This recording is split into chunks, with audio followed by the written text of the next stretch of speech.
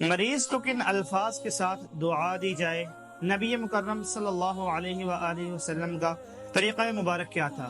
وعن عائشہ رضی اللہ عنہا ان النبی صلی اللہ علیہ وسلم كان يعود بعض أهله يمسح بيده اليمنى ويقول اللهم رب الناس أذهب البأس واشف أنت شافي لا شفاء إلا شفاؤك شفاء لا يغادر سقما۔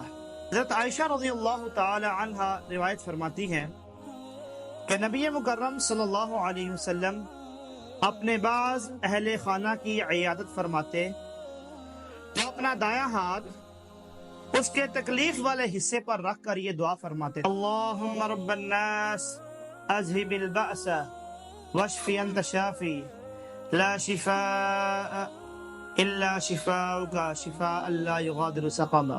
اے اللہ، لوگوں کے رب، تکلیف کو دور فرما دے، شفا عطا فرما، تو ہی شفا عطا فرمانے والا ہے، تیری شفا کے سوا کوئی شفا نہیں، تو ایسی شفا عطا فرما کہ وہ بیماری کو نہ چھوڑے۔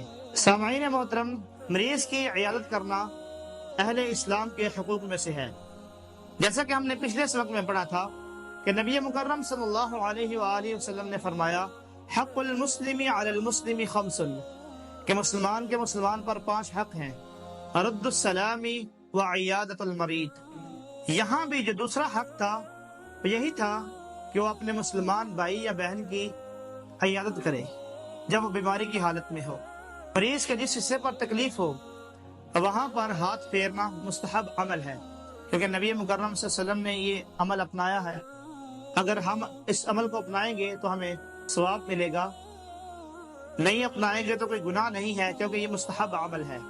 اور بائیں ہاتھ کی بجائے دایاں ہاتھ پھیرنا یہ افضل عمل ہے۔ اللہ تعالیٰ سے دعا کرتا ہوں کہ اللہ تعالیٰ ہم سب کو یہ طریقہ اختیار کرنے کی توفیق عطا فرمائے۔